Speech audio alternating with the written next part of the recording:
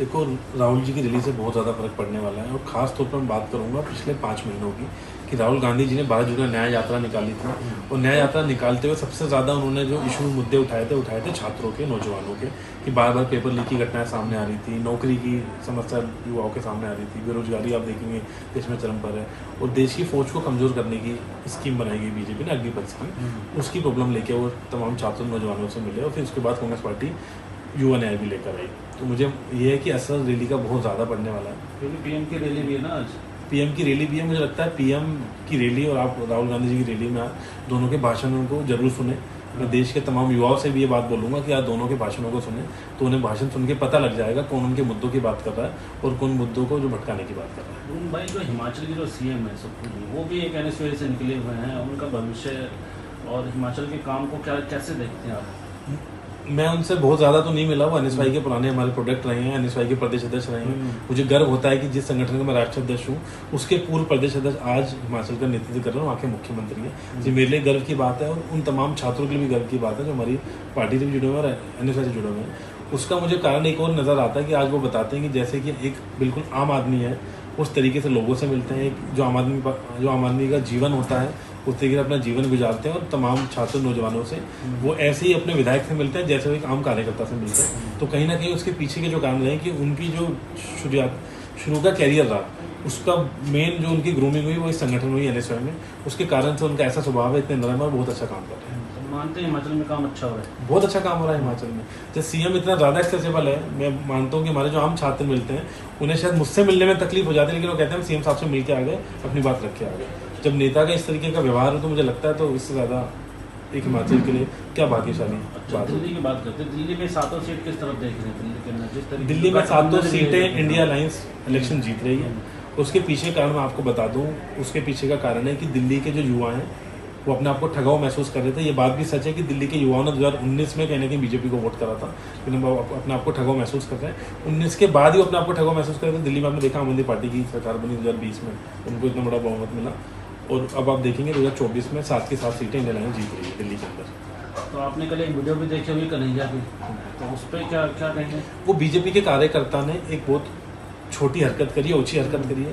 Manoj Tiwari ji area से गायब हो चुके हैं, पहले गायब थे दोबारा गायब है, तो कहीं ना कहीं चुनाव हारने के डर से और एक उनके अंदर डर की बौखलाहट है, उस वजह से उन्होंने एक छोटी घिनौनी हरकत करी।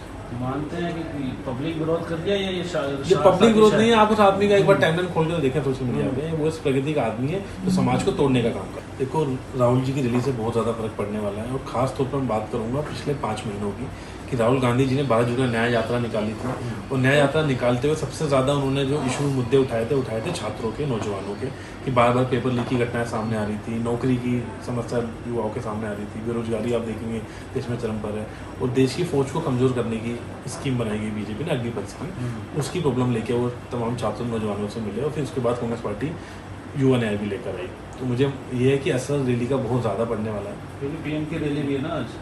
पीएम की रैली भी है। मुझे लगता है पीएम की रैली और आप राहुल गांधी जी की रैली में दोनों के भाषणों को जरूर सुने।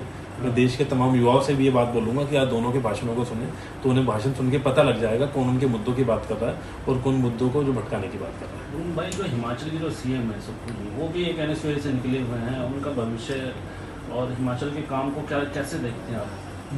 मैं उनसे बहुत ज़्यादा तो नहीं मिला, वो एनएसवाई के पुराने हमारे प्रोडक्ट रहे हैं, एनएसवाई के प्रदेश अध्यक्ष रहे हैं। मुझे गर्व होता है कि जिस संगठन का मैं राष्ट्रीय अध्यक्ष हूँ उसके पूर्व प्रदेश अध्यक्ष आज हिमाचल का नेतृत्व कर रहे हैं, वहाँ के मुख्यमंत्री हैं। ये मेरे लिए गर्व की बात है और उन तमाम छात्रों के लिए भी गर्व की बात है जो हमारी पार्टी से भी जुड़े हुए हैं और एनएसवाई से जुड़े हुए हैं। उसका मुझे कारण एक और नज़र आता है कि आज वो बताते हैं कि जैसे कि एक बिल्कुल आम आदमी है उस तरीके से लोगों से मिलते हैं, जो आम आदमी का जीवन होता है उस तरीके से अपना जीवन गुजारते हैं और तमाम छात्र नौजवानों से वो ऐसे ही अपने विधायक से मिलते हैं जैसे वो एक आम कार्यकर्ता से मिलते हैं। तो कहीं ना कहीं उसके पीछे के जो कारण रहे कि उनकी जो शुरू का कैरियर रहा उसका मेन जो उनकी ग्रूमिंग हुई वो इस संगठन हुई एनएसयूआई में, उसके कारण से उनका ऐसा स्वभाव है, इतने नरम और बहुत अच्छा काम कर रहे हैं। मानते हैं हिमाचल में काम अच्छा हो रहा है? बहुत अच्छा काम हो रहा है हिमाचल में। जब सीएम इतना ज़्यादा एक्सेसिबल है, मैं मानता हूँ कि हमारे जो आम छात्र मिलते हैं उन्हें शायद मुझसे मिलने में तकलीफ हो जाती है, लेकिन वो कहते हैं सीएम साहब से मिल के आ गए, अपनी बात रख के आ गए। जब नेता का इस तरीके का व्यवहार हो तो मुझे लगता है तो इससे ज़्यादा एक हिमाचल के लिए क्या भाग्यशाली बात। दिल्ली की बात करते हैं, दिल्ली में 7 सीट किस तरफ देख रहे हैं? दिल्ली में 7 सीटें इंडिया अलायंस इलेक्शन जीत रही है। उसके पीछे कारण मैं आपको बता दूं, उसके पीछे का कारण है कि दिल्ली के जो युवा हैं वो अपने आप को ठगाव महसूस कर रहे थे। ये बात भी सच है कि दिल्ली के युवाओं ने 2019 में कहीं ना कहीं बीजेपी को वोट करा था, लेकिन वो अपने आप को ठगाव महसूस कर रहे हैं।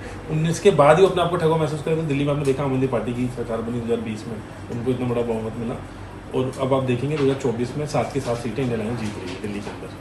तो आपने कल एक वीडियो भी देखी हुई कन्हैया की, तो उस पर क्या क्या कहेंगे? वो बीजेपी के कार्यकर्ता ने एक बहुत छोटी हरकत करी है, ओछी हरकत करी है। मनोज तिवारी जी एरिया से गायब हो चुके हैं, पहले गायब थे, दोबारा गायब है। तो कहीं ना कहीं चुनाव हारने के डर से और एक उनके अंदर डर की बौखलाहट है, उस वजह से उन्होंने एक छोटी घिनौनी हरकत करी। मानते हैं कि पब्लिक विरोध कर दिया या ये पब्लिक विरोध नहीं है। आप उस आदमी का एक बार टाइमलाइन खोल कर देखें सोशल मीडिया पे, वो इस प्रगति का आदमी है जो समाज को तोड़ने का काम करता है।